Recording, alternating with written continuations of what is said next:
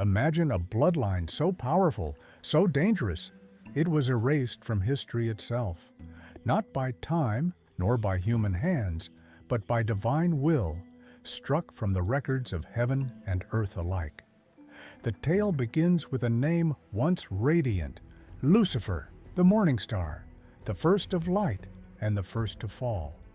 The common account tells of pride, defiance, and punishment, a single being cast down into the abyss.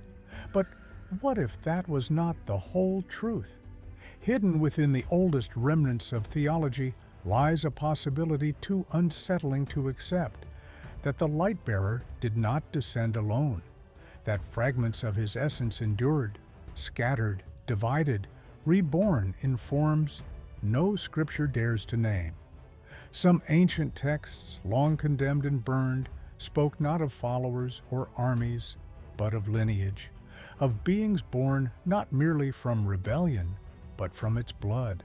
Entities that were neither angel nor human, carrying within them the remnants of celestial fire, corrupted by desire. These records were not merely forgotten, they were erased. Names scratched out, symbols defaced, passages rewritten by trembling hands who feared what they had seen. For to suggest that Lucifer had offspring was to suggest that his fall had consequences that did not end in the pit, but spilled into creation itself. If such a bloodline ever existed, it would mean that the Morningstar's defiance lived on, quietly, invisibly, within the world it sought to overthrow. And though the centuries have buried the evidence beneath doctrine and denial, fragments remain. Faded, incomplete, yet unmistakable. Enough to suggest that the blood of the Morningstar might still flow somewhere, unseen. Lucifer's fall is the first story most traditions tell, a being of light, exalted among the host, who turned his radiance into rebellion. He refused the order of things, traded obedience for self-fashioning, and in that refusal became the archetype of defiance. The common account is blunt and final: pride, expulsion, darkness. The rebel was removed, the heavens were secured, order, it was said, was restored. That narrative, clean and decisive, leaves a single unspoken assumption: that the fall was solitary, an isolated catastrophe contained within a single being. It comforts the faithful and simplifies the cosmos. One sinner, one punishment, a lesson sealed into Scripture. But the comfort of simplicity invites scrutiny. Was the Morningstar's descent truly a solitary event, or did the cosmic rupture it caused leave deeper scars than tradition admits?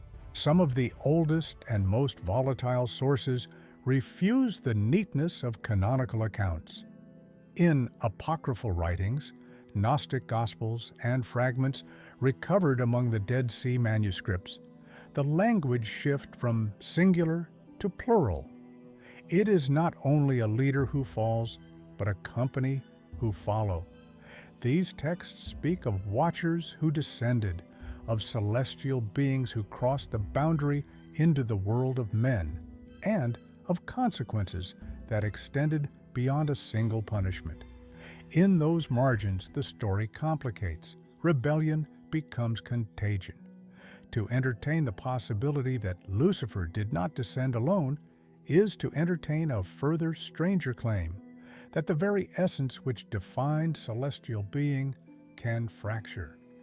Imagine that divinity is not a monolith, but a composite of attributes: light, intellect, will. Under the strain of rebellion, a portion of that makeup might splinter, a shard of brilliance separated from its source. Such a shard, cast down into the loam of earth and flesh, would no longer be pure, angelic being. Neither would it be wholly human. It would be an anomaly, an inheritance of defiance, carrying traces of the Morningstar's nature in a form adapted to mortality. Apocryphal literature is careful, often evasive, but persistent in this suggestion. The Book of Enoch, for example, catalogues the Watchers, celestial figures who leave their stations, intermingle with the daughters of men, and generate offspring that unbalance the natural order. Gnostic narratives push further into ambiguity. Divine sparks trapped in the wrong bodies, corruptions of celestial light, and the idea of a cosmos contaminated by misbegotten lineage. Early heretical sects, those later condemned by ecclesiastical councils, preserved oral traditions that canonical redactors would later excise or obscure. Their records are fragmentary, but the fragments carry a single motif.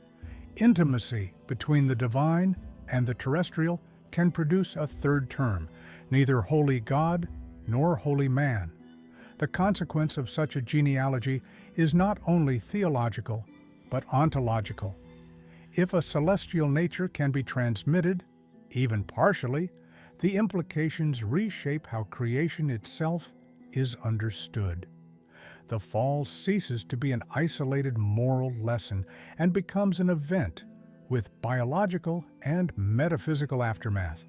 A bloodline born of celestial contamination would represent the first instance in which the divine and the rebellious coalesced into living, inheritable form. It would be the universe's first contamination, a permanent, heritable aberration woven into the fabric of humanity. Ancient chroniclers hinted at the social costs of this contamination. They write of sudden surges of violence, of the birth of giants and tyrants, of men who carried uncanny knowledge and a dangerous charisma that unsettled communities.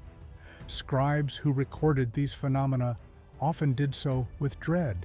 This was not merely a threat to piety, but a threat to the structure of life itself. Where a corrupted lineage took root, norms unraveled, laws bent, families fractured. The specter of an inherited rebellion demanded containment of a kind that spiritual authorities were ill-equipped to imagine. This possibility provoked a fierce response. If the cosmos could be infected through lineage, the stakes were existential. The guardians of order, priesthoods, councils, scourgings of heresy, moved not just to punish, but to obliterate memory.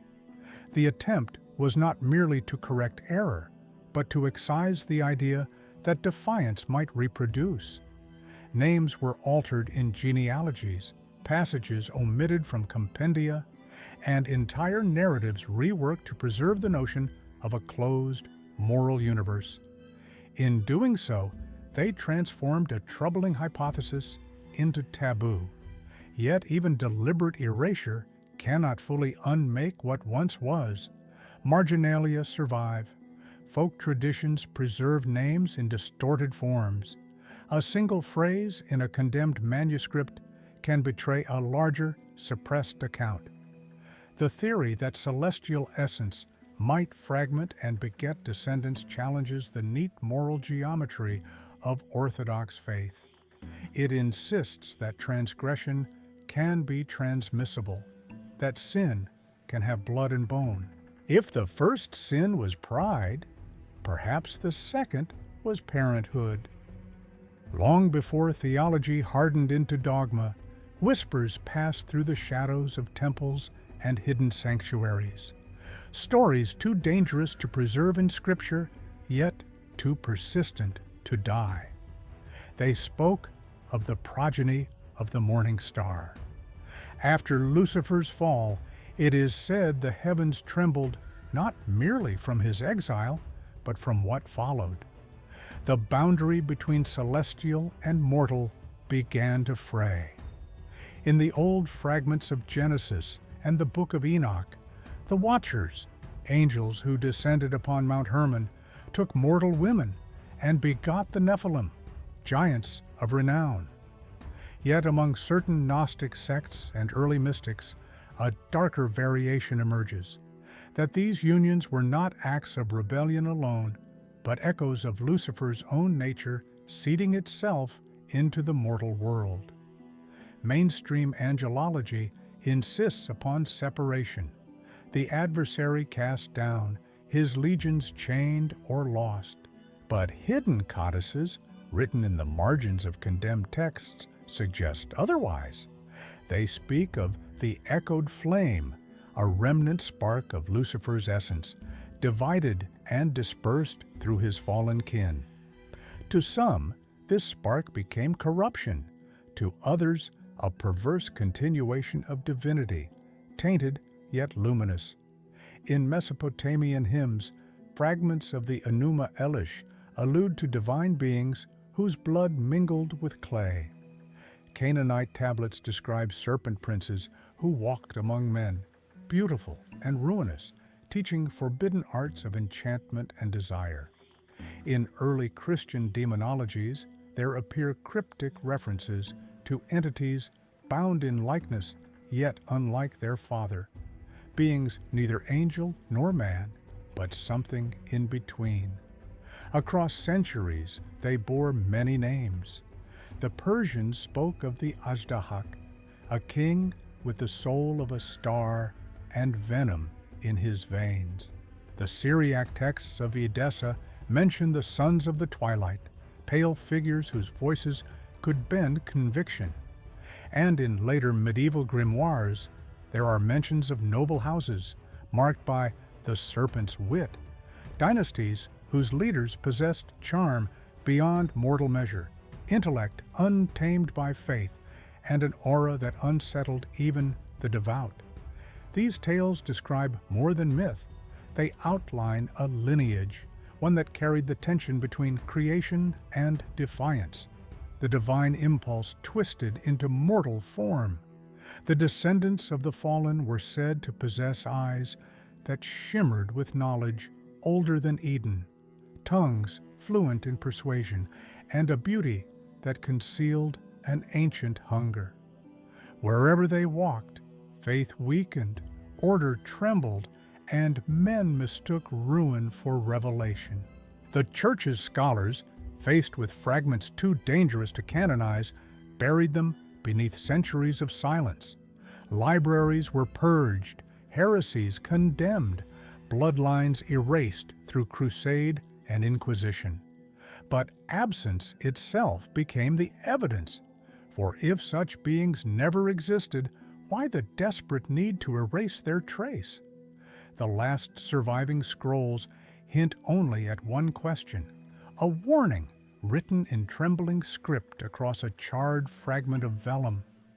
If the seed of light may fall and live among men, then what becomes of heaven itself? And thus the whisper endures, half forgotten and wholly feared. But if such beings ever walked among men, why has their memory been buried so thoroughly?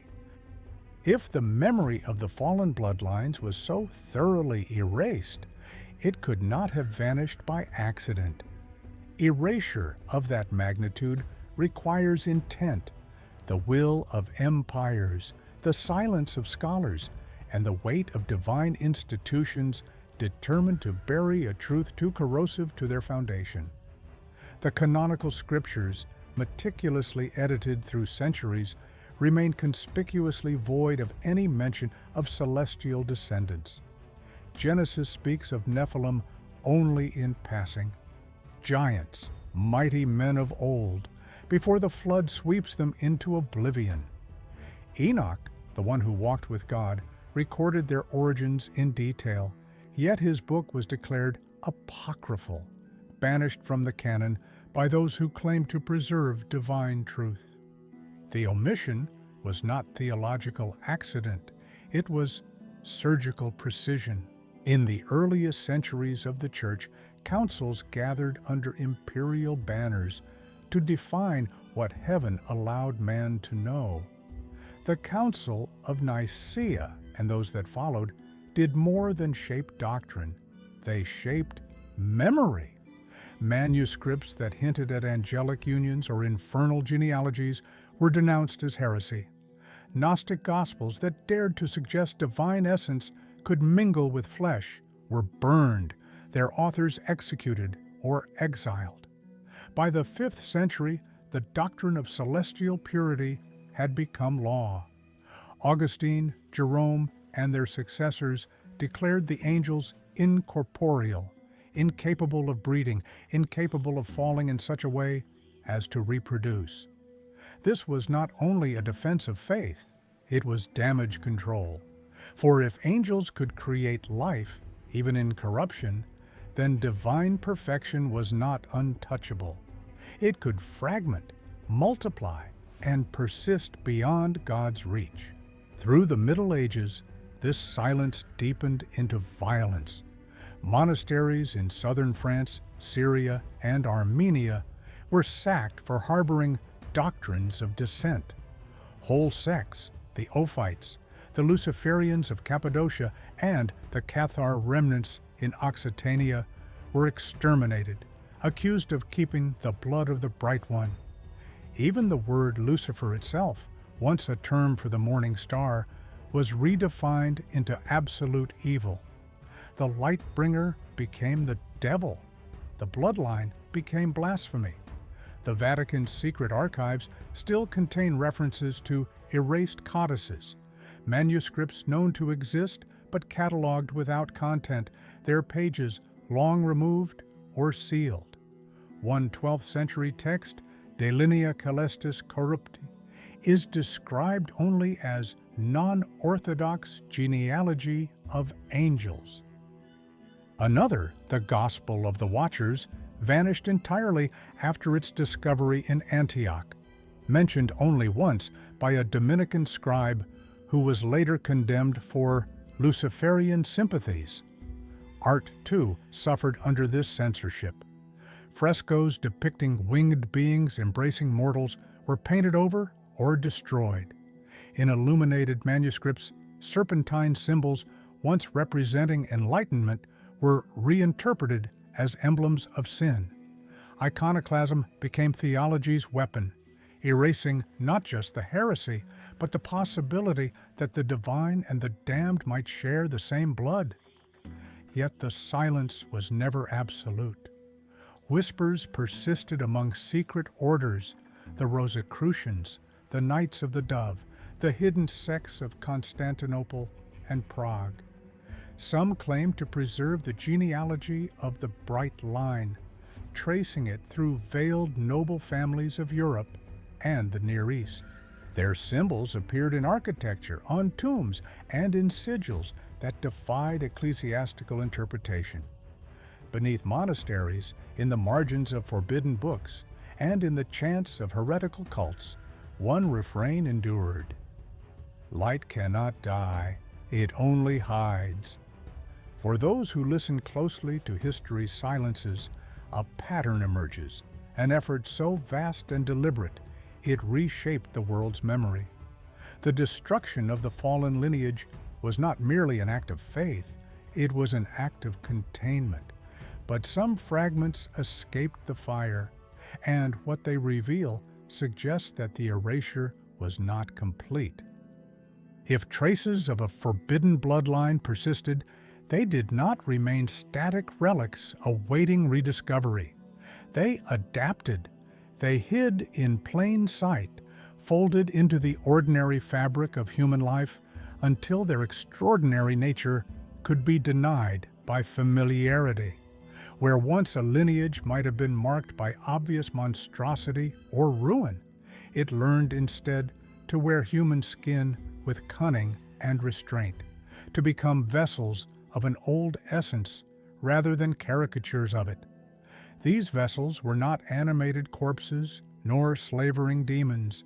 They were men and women whose interior bore an inheritance the world could not easily name.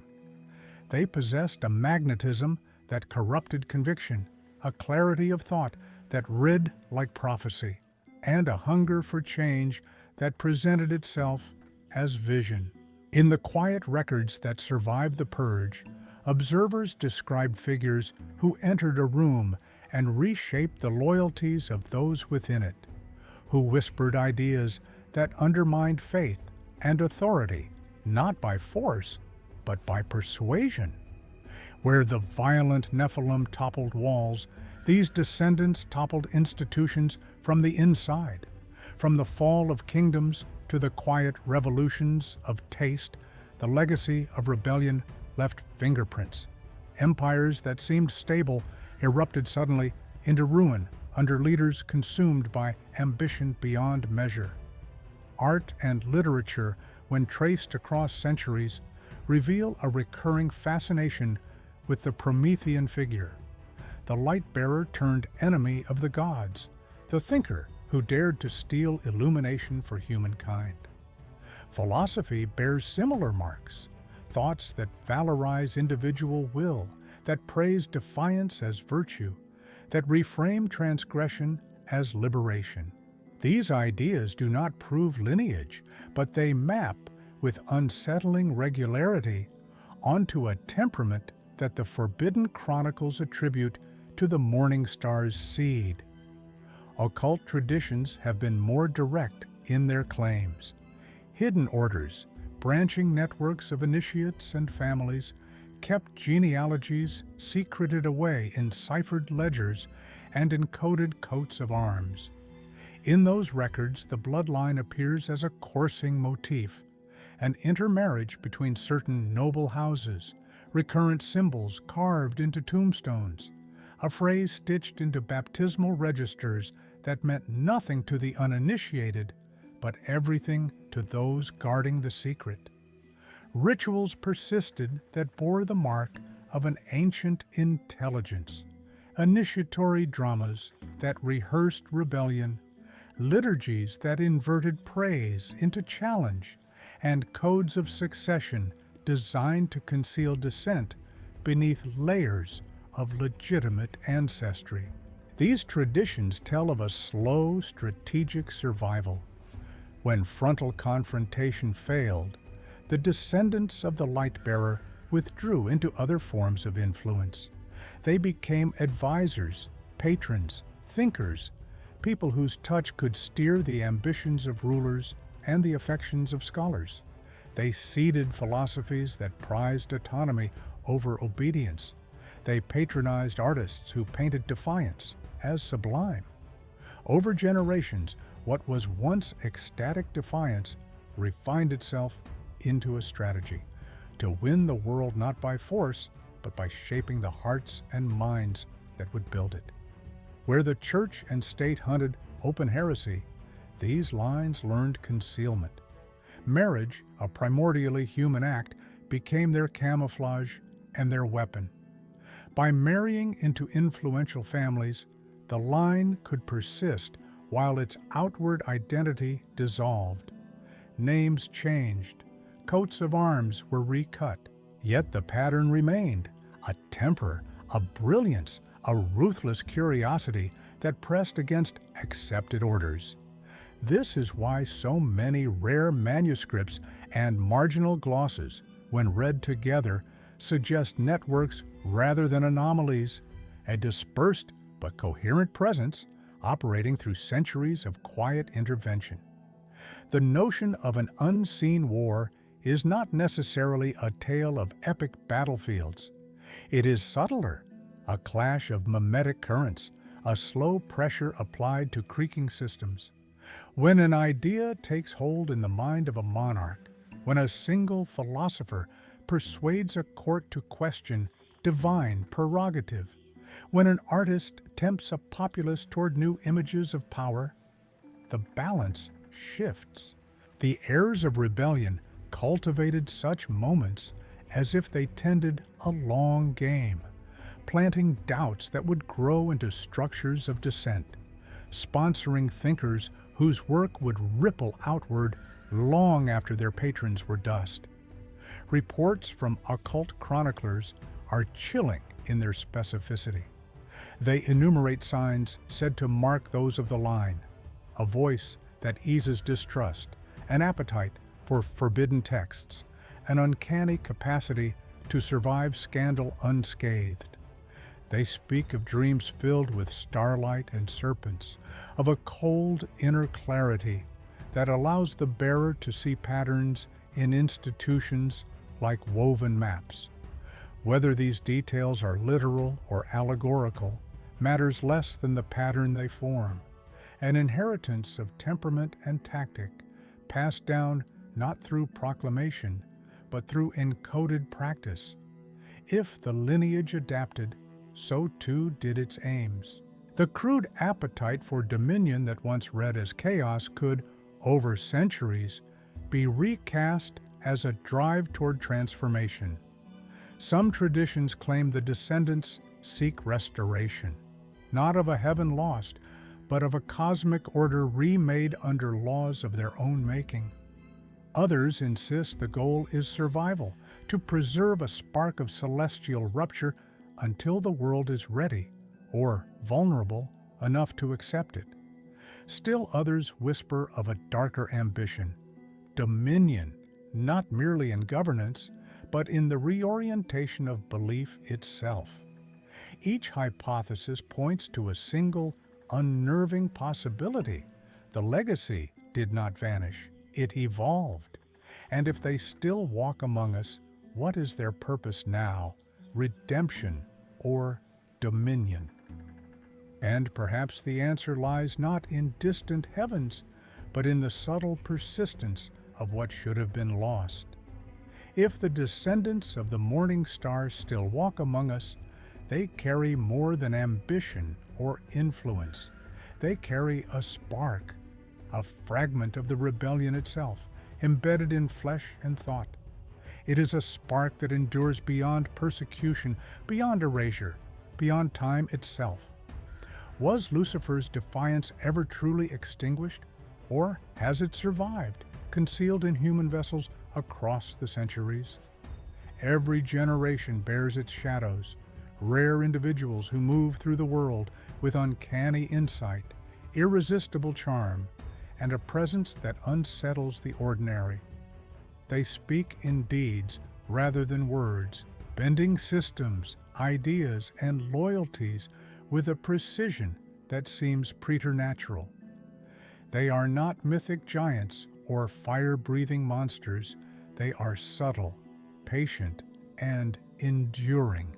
Their rebellion is quiet, yet it reshapes the world all the same.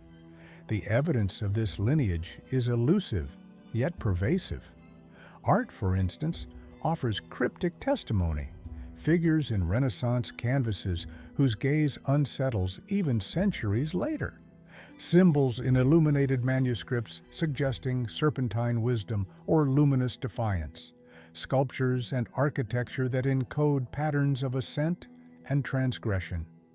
In prophecy, hidden lines speak of the return of those who carry the spark, foretelling upheaval not from external forces, but from within the hearts and minds of men.